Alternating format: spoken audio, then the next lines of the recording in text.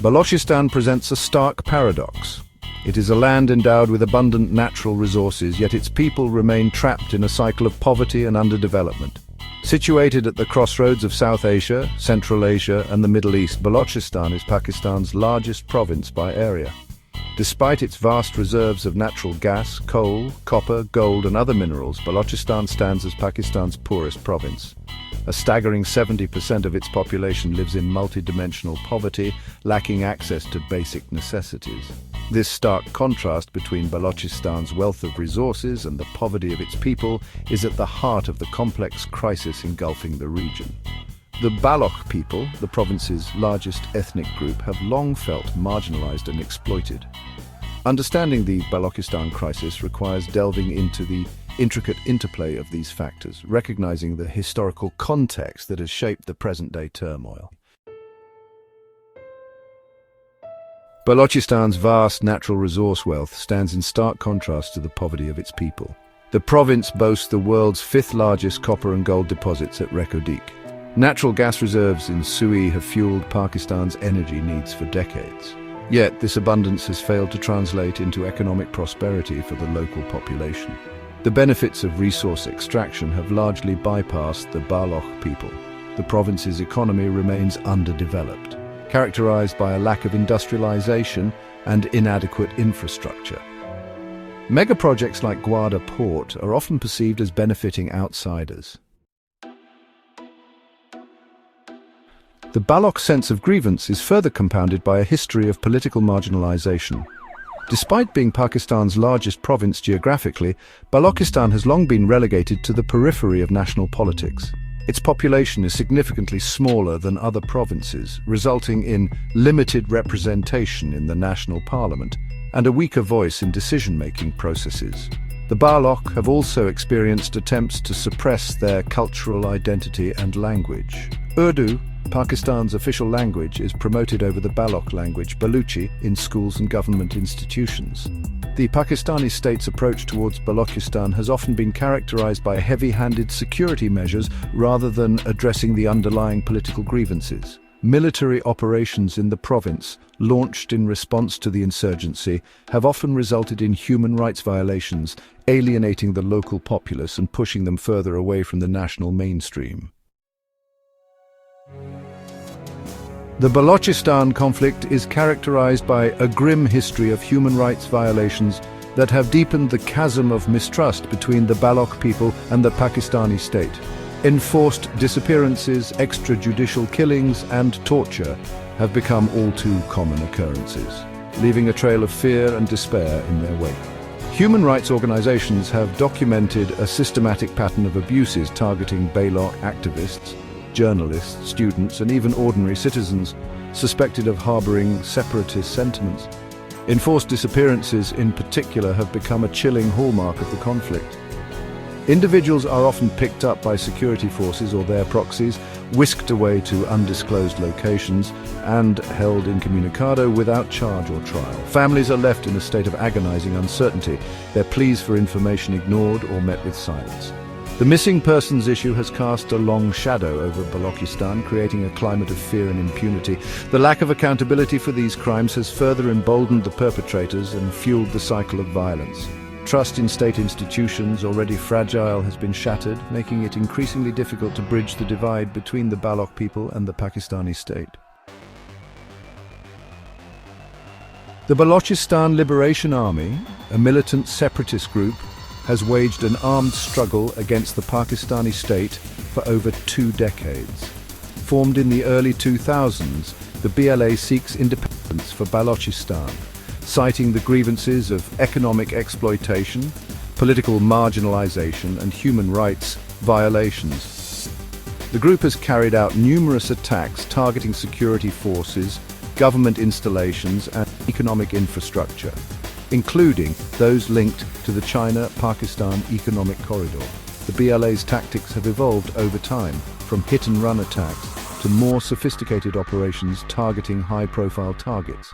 The group has also been accused of targeting non-Baloch civilians, particularly Punjabi settlers in the province, further fueling ethnic tensions. The Pakistani government has designated the BLA as a terrorist organization and launched military operations to counter its activities. The BLA's ideology is rooted in Baloch nationalism, emphasizing the distinct cultural identity and historical grievances of the Baloch people. The group draws support from Baloch youth disillusioned with the lack of opportunities and frustrated by the state's response to their demands. The heavy-handed tactics employed by security forces have often resulted in human rights violations, alienating the local population and creating a fertile ground for recruitment by militant groups. The Balochistan conflict is not confined to Pakistan's borders. The province's strategic location at the crossroads of South Asia, Central Asia, and the Middle East has made it a focal point of regional and international geopolitical rivalries. The presence of external actors, both state and non-state, has further complicated the conflict, adding fuel to the fire and hindering efforts to find a peaceful resolution.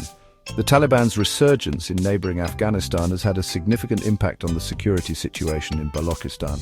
The porous border between the two countries has allowed for the movement of militants and weapons, providing safe havens for groups like the BLA.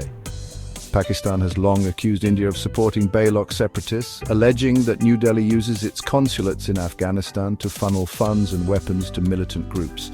The China-Pakistan Economic Corridor, or CPEC, a flagship project of China's Belt and Road Initiative, has also become a flashpoint in the Balochistan conflict. While CPC has the potential to bring economic benefits to the region, it has also been met with resistance from Baloch nationalists who view it as a project imposed upon them without their consent. Beyond the political and economic grievances, the Balochistan conflict is also a struggle for cultural preservation and autonomy. The Baloch people, with their distinct language, traditions, and history, have long sought recognition and respect for their cultural identity within the Pakistani state. They view the central government's policies as an attempt to suppress their culture and assimilate them into the dominant Punjabi-dominated national narrative. The Baloch language, Baluchi, for instance, has struggled to gain official recognition and is not taught in schools. This has led to fears of cultural erosion and a loss of identity. The demand for autonomy, often articulated through calls for greater provincial autonomy or even outright independence, is rooted in this desire to protect Baloch culture and identity. The Baloch people seek greater control over their own affairs, including the management of their resources and the preservation of their cultural heritage. The state's approach towards Baloch culture and identity has often been perceived as insensitive and heavy-handed, further alienating the Baloch people and fueling their sense of grievance. The Balochistan conflict, with its complex web of political, economic, social and cultural grievances, demands a multifaceted approach that goes beyond the traditional security-centric responses. Addressing the root causes of the conflict requires a genuine commitment from both the Pakistani state and the Baloch people to engage in a meaningful dialogue based on mutual respect and a willingness to compromise. Addressing the economic disparities that lie at the heart of the conflict is crucial. This requires a paradigm shift from resource extraction to sustainable development, ensuring that the benefits of Balochistan's natural wealth reach the local population. Investing in education, healthcare and infrastructure is essential to create employment opportunities and improve the living standards of the Baloch people. Political empowerment and inclusivity are vital to address the Baloch people's sense of marginalization. This includes ensuring their fair representation in national institutions, granting greater autonomy to the province, and respecting their cultural and linguistic rights. Genuine efforts must be made to address their grievances, including through an independent inquiry into enforced disappearances and other human rights violations. Accountability for past abuses is crucial to rebuild trust and create a conducive environment for reconciliation. The Balochistan conflict is a tragedy for both the Baloch people and Pakistan as a whole. The cycle of violence and mistrust has claimed countless lives, displaced thousands, and hampered the region's development. Resolving this long-standing conflict requires a paradigm shift from a security-centric approach to one that prioritizes dialogue, development, and the respect for human rights. The international community has a role to play in encouraging and facilitating a peaceful resolution to the conflict. A peaceful and prosperous Balochistan is in the interest of not only Pakistan but also the entire region.